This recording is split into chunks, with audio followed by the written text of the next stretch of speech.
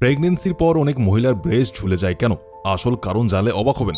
আপনি কি লক্ষ্য করেছেন অনেক মহিলার প্রেগন্যান্সির আগে ব্রেস্ট যেমন ছিল বাচ্চা হওয়ার পর সেটা ঠিক তেমন থাকে না। অনেকের ব্রেস্ট আগের তুলনায় নরম হয়ে যায়, আবার অনেকের মনে হয় ব্রেস্ট ঝুলে গেছে। কিন্তু প্রশ্ন হলো, এটা কি শুধু বাচ্চাকে বুকের দুধ খাওয়ানোর জন্য হয়, নাকি এর পিছনে অন্য কারণও আছে? আজকের ভিডিওতে আমরা জানবো প্রেগন্যান্সির পর ব্রেস্টে কেন এই পরিবর্তন আসে, কোন কোন বিষয়গুলো একবারে স্বাভাবিক, আর নিজের শরীরের যত্ন আপনি কিভাবে নিলে ভালো থাকবেন।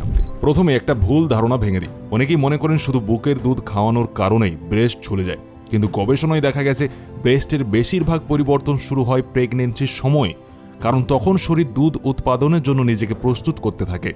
হরমোনের পরিবর্তনের ফলে ব্রেস্ট বড় হয়, দুধের নালী ও গ্রন্থির বৃদ্ধি হয়, আর তখন ত্বক ও সাপোর্টিং টিস্যুর উপর টান পড়ে। বাচ্চা জন্মানোর পরে যখন দুধ উৎপাদন শুরু হয়, তখন ব্রেস্ট আরও ভারী হতে থাকে। পরে যখন বাচ্চা বড় হয়ে যায়, দুধ খাওয়ানোর কমে গেলে ব্রেস্টের ভলিউম আবার কমে যায়। এই ওঠানামার কারণে অনেকের ক্ষেত্রে আগের মতো টান টান ভাব আর থাকে না, আর সাইজটাও সেরকম থাকে না। তবে সবার ক্ষেত্রে একই রকম পরিবর্তন হয় না। কারো খুব সামান্য পরিবর্তন হয়, আবার কারো ক্ষেত্রে অনেক বেশি হয়ে যায়।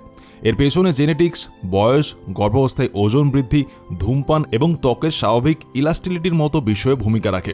এখন প্রশ্ন হলো, নিজের যত্ন আপনি কিভাবে নেবেন? প্রথমে হলো, আপনাকে ভালো খাবার খেতে হবে, যেটায় পর্যাপ্ত পরিমাণে প্রোটিন থাকে। প্রেগন্যান্সির জন্য আপনার যদি ওজন বেড়ে গিয়ে থাকে, তাহলে ওজনকে ধীরে ধীরে নিয়ন্ত্রণে আনতে হবে আপনাকে।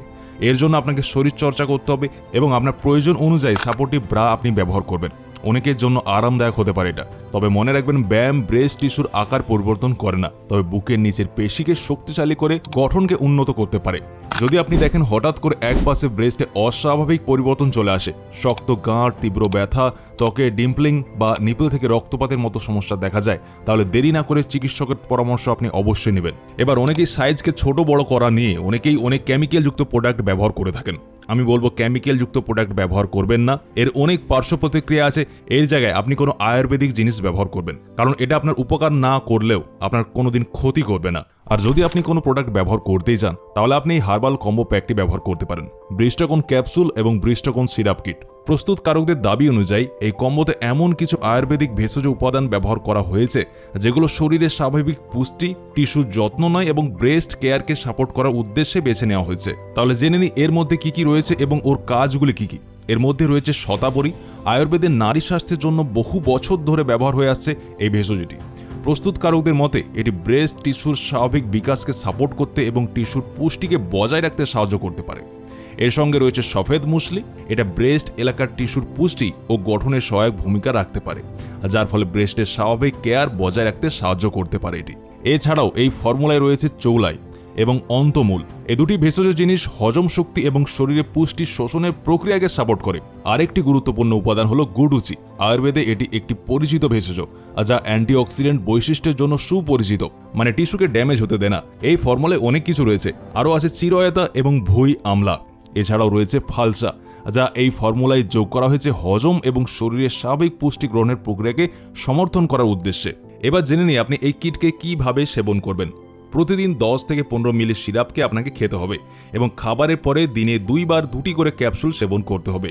আপনি যদি ব্রেস্টোকন ক্যাপসুল এবং ব্রেস্টোকন সিরাপ কিট সম্পর্কে আরও বিস্তারিত জানতে চান বা অর্ডার করতে চান, তাহলে ভিডিও ডেসক্রিপশনে দেওয়া লিঙ্ক ক্লিক করে সম্পূর্ণ তথ্য আপনি দেখে নিতে পারেন। সবশেষে একটা বিষয় মনে রাখবেন, কোনো হার্বাল সাপ্লিমেন্টই সবার শরীরে একইভাবে কাজ করবে এমন নিশ্চয়তা নেই। তাই ব্যবহার শুরু করার আগে একজন যোগ্য ডাক্তার এবং আয়ুর্বেদিক বিশেষজ্ঞের পরামর্শ নেওয়া সবচেয়ে ভালো সিদ্ধান্ত।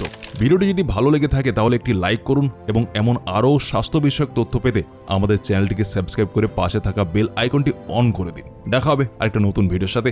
ততক্ষণের জন্য নিজের খেয়াল রাখুন, সুস্থ থাকুন।